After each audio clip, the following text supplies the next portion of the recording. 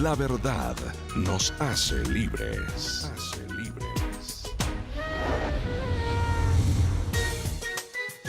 Aquí estamos nuevamente con ustedes desde el corazón de Sudamérica para Latinoamérica y el mundo.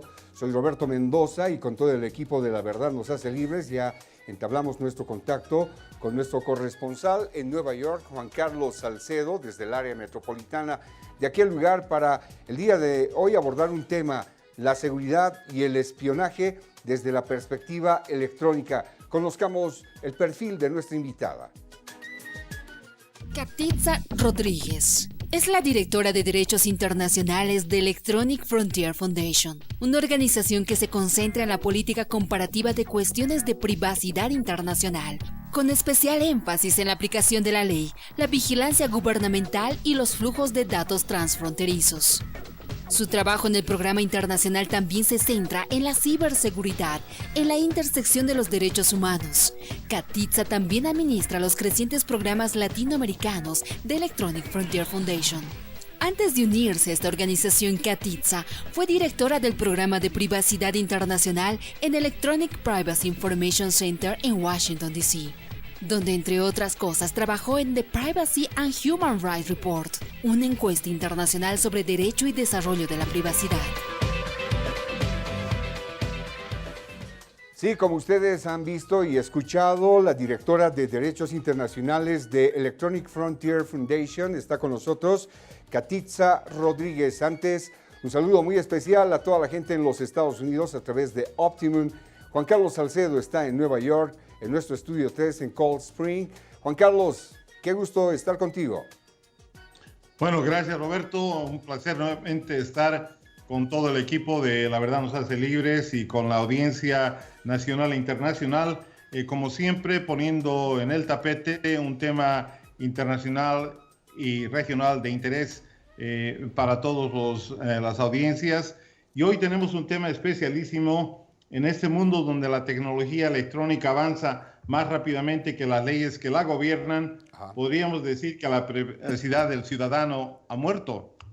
Si tiene acceso a un teléfono, enciende su computadora, efectúa una transacción comercial o ha expresado sus ideas en una plataforma social, es muy posible que haya abierto su privacidad a la intrusión de personas en todo el mundo que están ahí esperando que usted esté frente al teclado de su ordenador o utilizando su teléfono inteligente, haga una llamada o provea su información médica a un hospital. Incidentalmente, en Estados Unidos, el Drug Enforcement Agency, DEA, y el sistema de recolección de impuestos, IRS, recogen información personal de plataformas sociales como Facebook y Twitter. ¿Y qué de la invasión cibernética que están monitoreando a las personas en tiempo real, a empresas y aún a países, aún recolectando información que puede ser eventualmente letal? Hoy hablamos con una organización que está en la primera línea de lucha por el libre acceso a los medios electrónicos, por la defensa de la privacidad y por un ordenamiento electrónico justo y equitativo. Ellos son el referente de la defensa de estos derechos en Estados Unidos y de una presencia prominente internacionalmente en la lucha por la libertad de acceso a los medios electrónicos, la privacidad y la defensa de aquellos que son abusados por poderes tecnológicos más fuertes y poderosos. Con nosotros tenemos el placer de contar con Katitza Rodríguez, directora internacional de Derechos Internacionales de Electronic Frontier Foundation, generalmente con base en San Francisco, los Estados Unidos, pero hoy la tenemos desde Asunción, Paraguay. Katitza, bienvenida al programa. Un gusto, es un placer estar aquí con ustedes. Gracias. Gracias, Katitza, y voy a comenzar inmediatamente con una primera pregunta. Internet de manera exponencial ha democratizado el acceso a información y también la posibilidad de difundir información. Esto parecería ser un beneficio irrestricto para todos. Sin embargo, existen quienes están interesados en restringir esa libertad de expresión en Internet. ¿Quiénes son ellos y cómo lo hacen?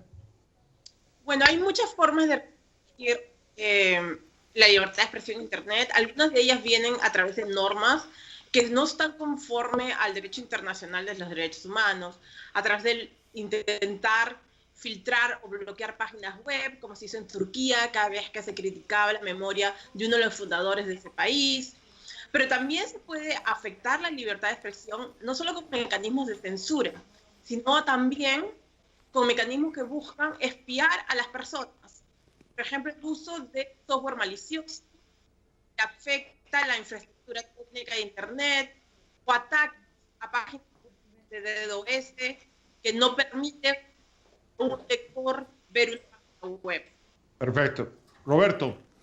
Bueno, vamos a abordar también este tema de transparencia que va en disminución en gobiernos que cada vez más actúan de manera más secreta, y estos constantemente despliegan nuevas mejoras en herramientas tecnológicas, generalmente a nombre de seguridad pública.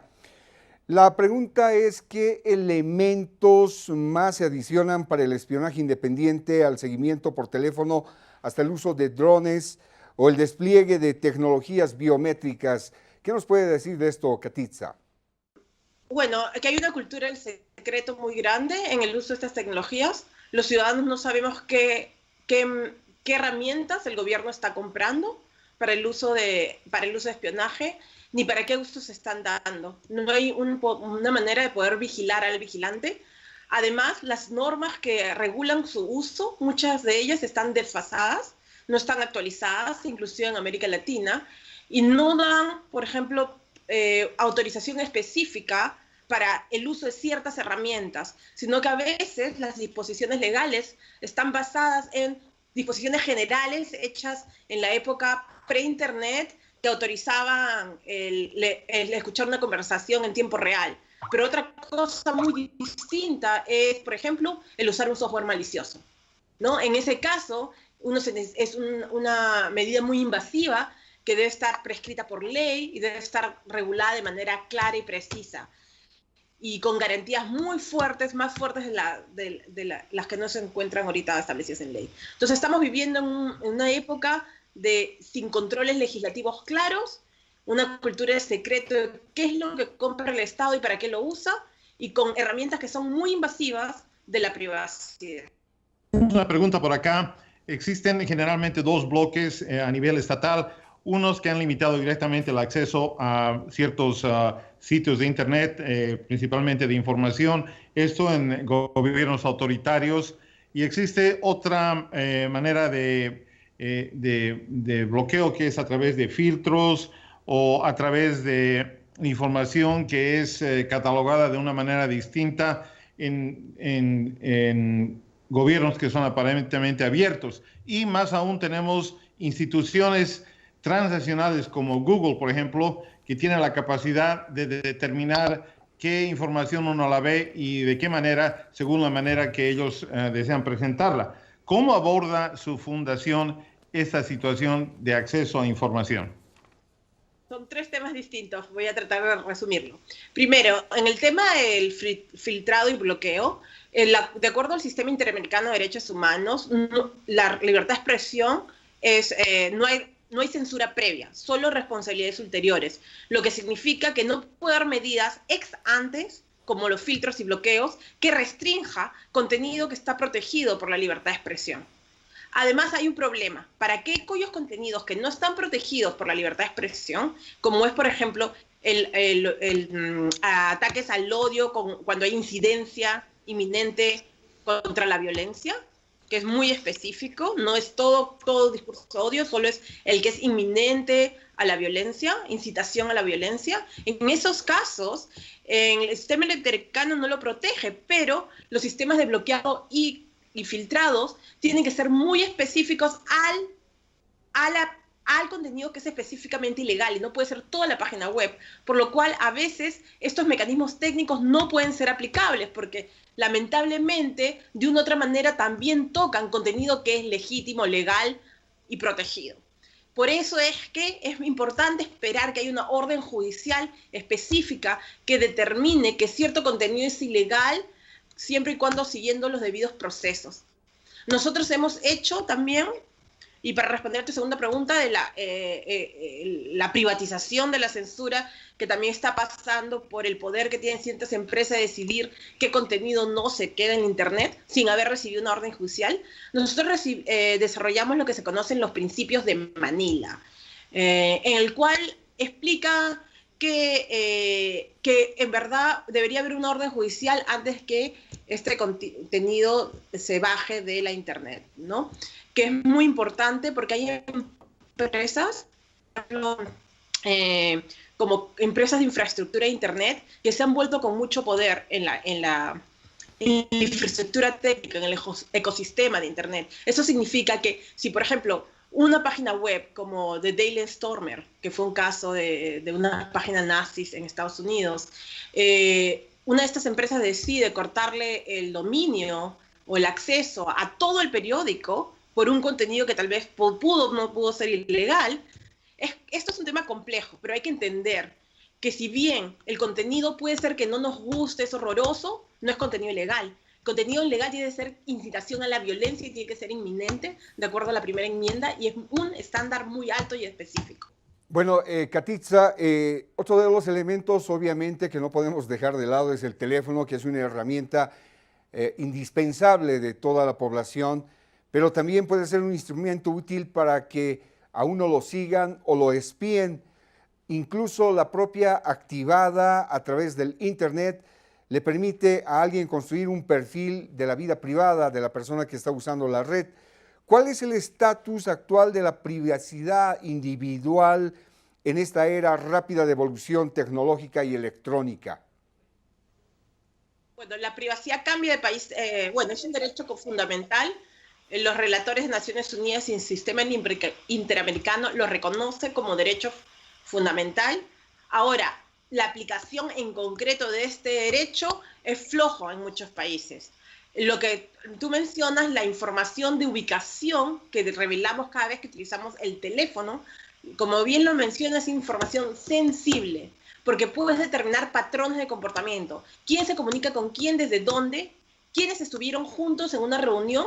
Solo en base a la información que revela el teléfono. ¿Y quiénes dejaron la reunión? Si empezaste una relación amorosa, porque siempre te comunicabas con ellas, o cuando dejaste de comunicarte con ellas, porque el hecho de que ya no envíes mensajes también, o que ya no estás todos los sábados y fines de semana con esa persona, y por ende tus teléfonos juntos, deja de revelar también revela información de que ya no están juntos. Entonces, esta información es sensible, la policía solo debería tener acceso con una orden judicial bajo un debido proceso.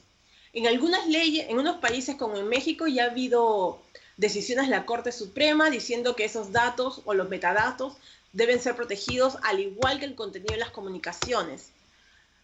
Pero, sin embargo, hay mucho por avanzar. Por eso es que en la IFF hemos desarrollado los principios necesario y proporcional, que explican a los estados cómo aplicar los estándares de derechos humanos en el contexto de la vigilancia de las comunicaciones, para que así uno tenga una guía del marco legislativo que se debía implementar para asegurarnos que nuestra privacidad se proteja. Si no, ese derecho queda solo en teoría en la Constitución, mas no se ejerce en la práctica. Hiciste alusión a una situación importantísima de cómo la aplicación de los derechos humanos es, digamos, el paraguas para avanzar ese tema de protección de privacidad, etcétera. Tu punto de trabajo es internacional.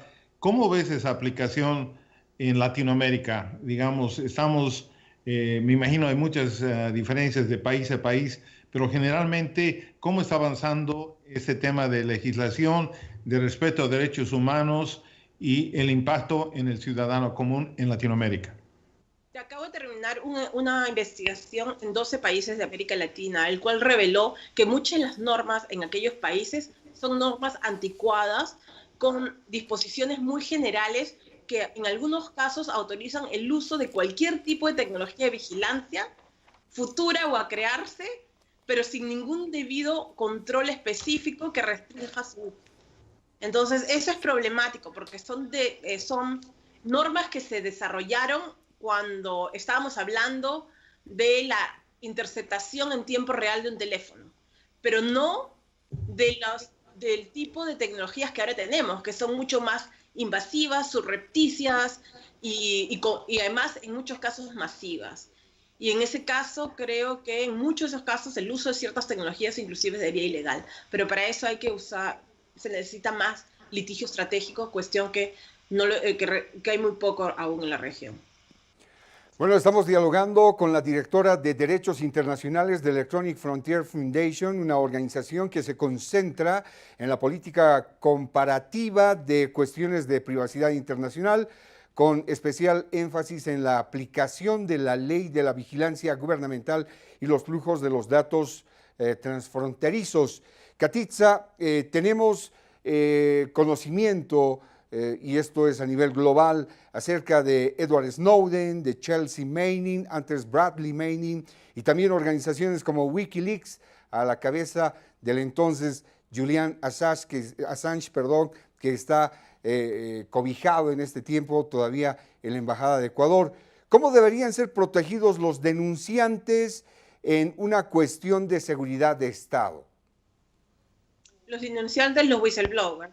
Sí, así como nosotros lo hemos hecho en los principios necesarios y proporcional, decimos que es importante darle protección legal a aquellos que revelan información de interés público en el Estado, ¿no? Y eso es muy importante porque, como expliqué al principio, estamos viviendo en una cultura del secreto, donde casi no tenemos mayor información por parte del Estado de lo que están haciendo ni las herramientas que están comprando. Y la mayor parte de la transparencia en la que hemos podido acceder ha sido a través de los whistleblowers o denunciantes, como bien los mencionas. Entonces nosotros creemos que deben tener protección legal fuerte también, no solo en Estados Unidos, sino en América Latina. Todavía no hemos visto nuestro whistleblower en América Latina, ¿no?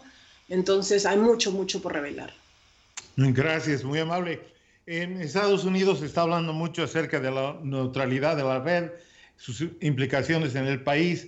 Ese es un tema de Estados Unidos, pero en Latinoamérica me imagino deben haber temas que son candentes o temas que los ves de manera repetida que deberían ser enfrentados. ¿Cuáles serían esos temas en Latinoamérica? En América Latina, el tema de la vigilancia es uno de los más importantes. Si analizamos las empresas que han comprado el uso de software malicioso, ese software que toma control de tu computadora y el atacante puede saber exactamente lo que tipeas en ella, pueden encender tu cámara, no tienen una regulación específica. Y esa herramienta es mucho más invasiva que escuchar a alguien hablar por teléfono. Y creo que es preocupante porque si vemos los leaks que hubo sobre una de las empresas que vende este producto, uno de los países que compró más este producto fueron países de América Latina, teniendo México a la cabeza de todo el resto del mundo. Entonces, y además se han revelado en México que este software se ha utilizado, supuestamente que es un software que se vende solo al Estado para cuestiones de persecución penal, o de inteligencia, pero este software se ha utilizado contra activistas de derechos humanos, inclusive periodistas independientes como Aristegui Noticias. El gobierno de Estados Unidos hace registros de equipos electrónicos al cruzar la frontera. Esto se ha incrementado en un 500%, vale decir, de 4.764 en 2015 a 23.977 a 2016 para teléfonos, laptops, mensajes de voz y también los correos electrónicos. ¿Cuál es su comentario sobre la invasión a la privacidad a nivel de la Policía de Inmigración? ¿Será justificable esta manera de controlar? Ese es un gran problema, especialmente cuando cruzamos las fronteras, así como, por ejemplo, sabemos que hay algunas normas en Estados Unidos que, por ejemplo, no necesita la policía una orden judicial para leer tu teléfono, lo que tienes en tu teléfono. Eso es una falta de garantías esenciales, porque si la policía, si no estaría cruzando la frontera, necesitaría una orden judicial para hacer esto. Entonces, ese es un gran problema que vemos en el tema de del tema del cruce de las fronteras o el borde. Ahora, también hay un problema que nosotros revelamos mucha información y que estas empresas como Facebook, Google y otras están recolectando mucha información de nosotros que puede ser entregada al Estado y por distintos motivos o solicitudes. Y el usuario no se entera que esos datos están siendo entregados a autoridades, porque a veces no se le notifica. A veces estas autoridades pueden utilizarla para distintos usos, ¿no?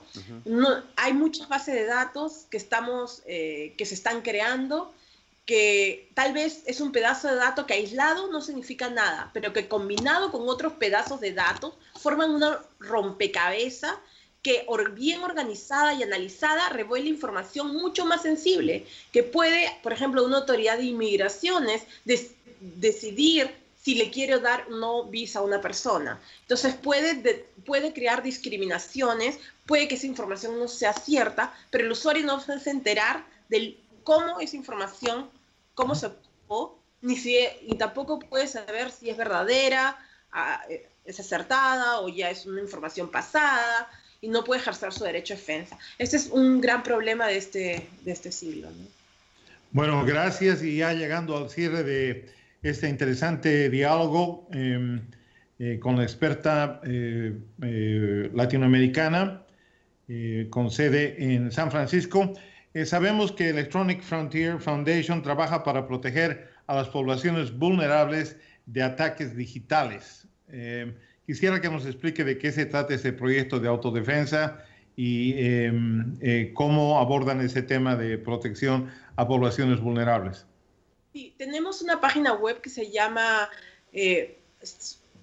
Página de Autoprotección contra la Vigilancia, en el cual hemos desarrollado ciertos kits, un kit para el activista de derechos humanos, un kit para el periodista que está en acción, un kit para manifestantes que van a la protesta, y donde le damos ciertas recomendaciones de qué hacer. También un kit para alguien que no sabe nada de seguridad, pero quiere empezar.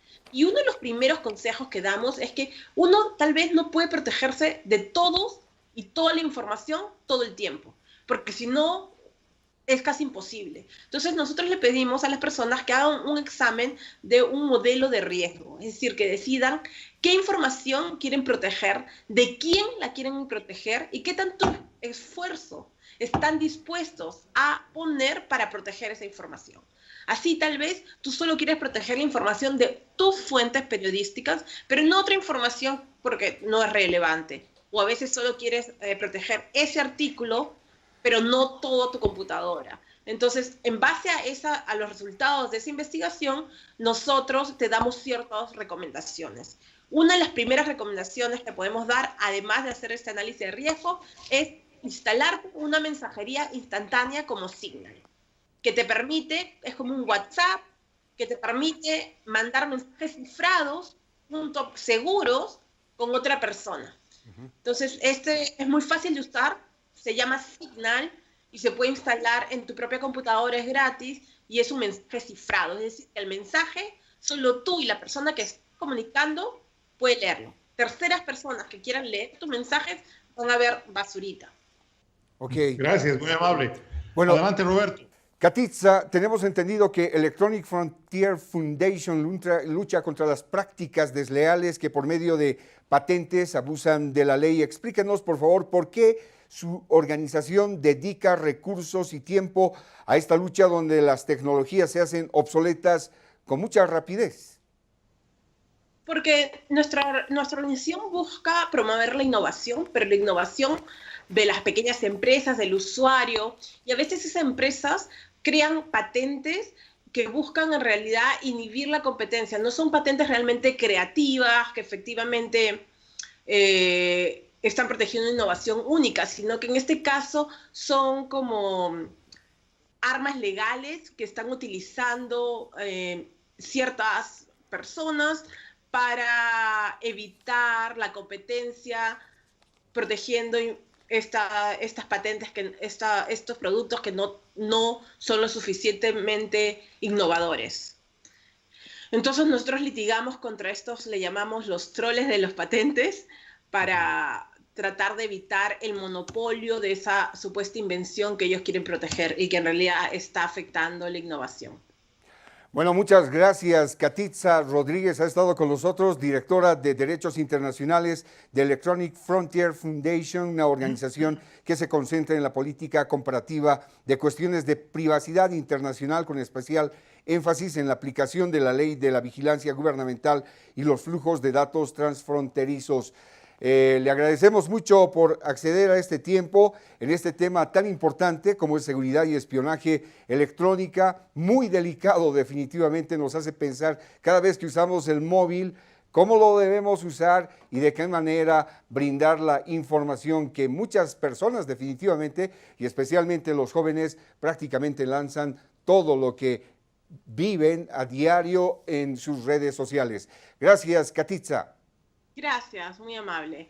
Un gusto estar aquí. Y también nuestro corresponsal en Nueva York, Juan Carlos Salcedo, se despide. Gracias a la audiencia y también un agradecimiento especial a Katitza Rodríguez.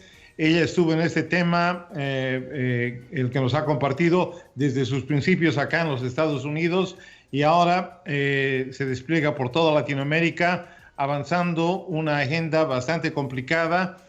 Y como lo hizo hoy, haciendo un tema tan abstracto, haciéndolo fácil de entender, le agradecemos y le deseamos muchísimo éxito en sus labores. Hasta una próxima oportunidad.